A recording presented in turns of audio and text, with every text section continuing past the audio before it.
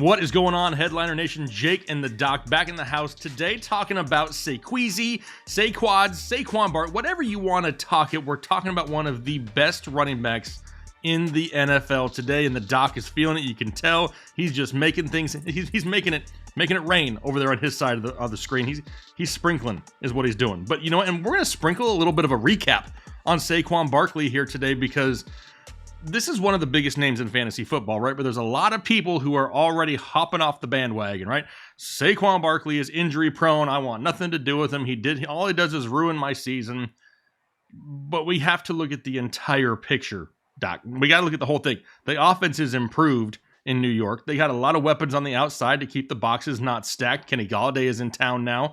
But a lot of people worried about Saquon Barkley. Are you worried about Saquon Barkley? Because if you say no, then I feel a lot better. And is it somebody that you want to buy here in 2021? Am I worried? No. Jake, no.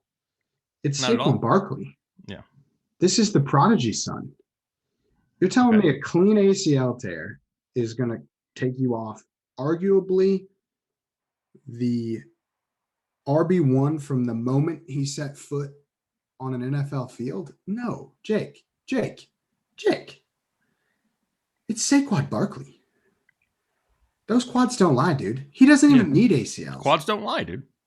The ACLs are overrated when you got quads like that. I mean, if it's me, I'm just hoping they took a piece of his quad to fix his knee because those things are solid. Put some of that in the knee, and then you're good. Right, because a lot of people, what was it, a high ankle sprain 2 years ago, and then it was the ACL this year. He didn't come out hot last year.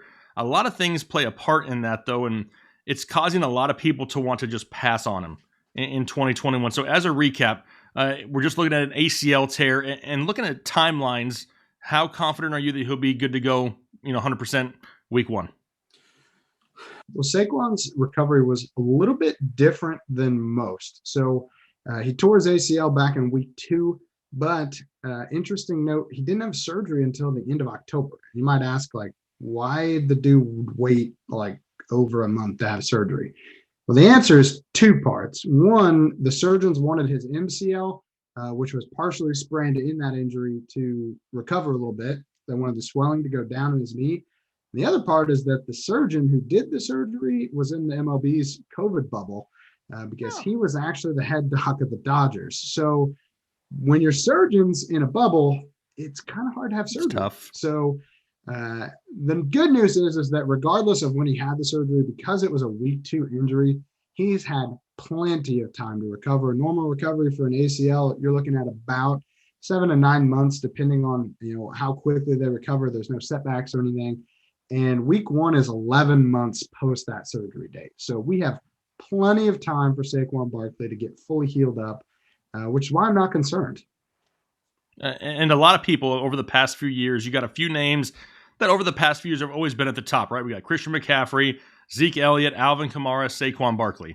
Are you still comfortable putting them up there in that top 4, even though that top 4 is going to be maybe slightly different now? I mean, Zeke has fallen down a lot of people's lists. Derrick Henry flying up it along with Dalvin Cook, but do you still put Saquon right up there in that top 4 range, even coming off of this injury?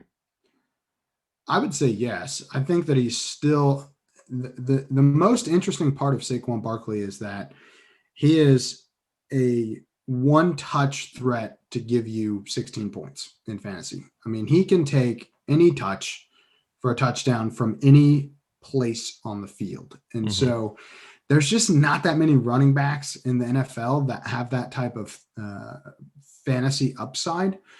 You mentioned a few of them, but once you get past those top 5, 6 guys, you're looking at potentially maybe there's a guy after that can do that, but you're pretty much out of options. If I can get Saquon Barkley, as an RB5 or 6 off the board, I'm taking that all day because the upside is RB1 every single week. And there's just not that many guys that give you that type of upside in fantasy.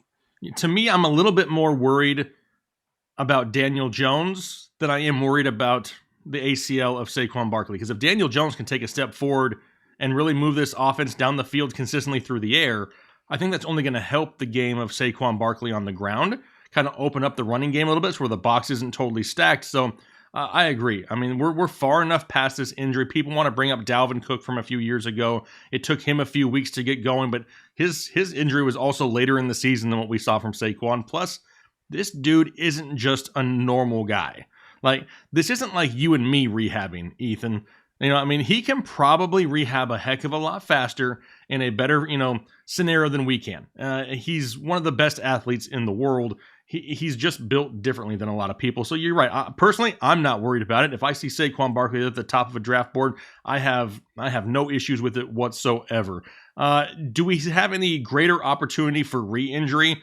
Being that he tore his ACL, is this something like a rubber band that gets like overstretched and then eventually it's like, it's just kind of weak and it could happen again? Well, there's a lot to unpack there, Jake.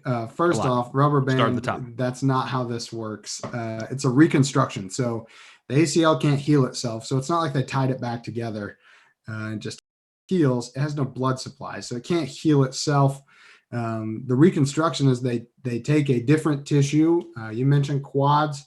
Usually it's a hamstring or a piece of the patella tendon, and they use that to basically make a brand new ACL, and that now stabilizes your knee. That tissue is usually very, very strong.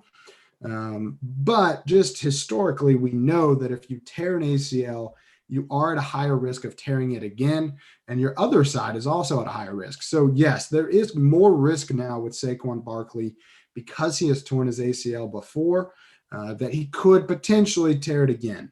The risk is much greater than someone who's never torn their ACL, but it's not so great that you should completely avoid him.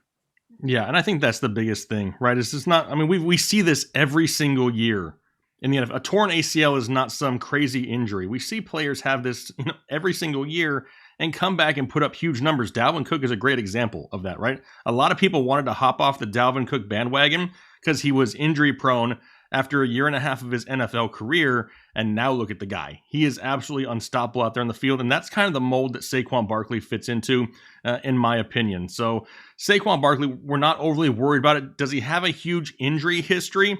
There's probably a few nagging things on there that people can remember here over the years, but if you're looking for more detailed information, that's something you can find in our draft guide for 2021 fantasy football. We'll have the doc putting together some injury recaps of some players from 2020 to kind of give you a layout of what we're looking like here in 2021, because the last thing you want to do is draft somebody who is already a super high risk anyway, especially with an early round pick, right? Because you don't want to go out there and struggle right out the gates if the guy that you are solely dependent on there as the foundation of your squad gets hurt in like 3 quarters, because that's a bad thing right there, Ethan. That's not what we want. That's not what we're looking for here in fantasy football. So you heard it from the doc himself. He is still drafting Saquon Barkley.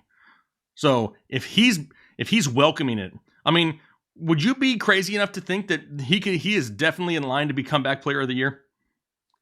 I think so. I think that he has 1,400-yard season easily in his total or rushing. I'll say rushing. Whew. I think that's in his range of outcomes. 1,400-yard season off the ACL.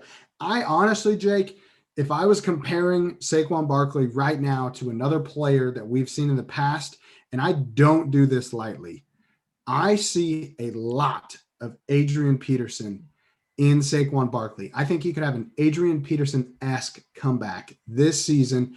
The offense has opened up. He is going to be ready to roll. And I think that this injury really let him take some time to really get in tune with his body, even more so than what he was before. He's attacking rehab, and we see it all the time.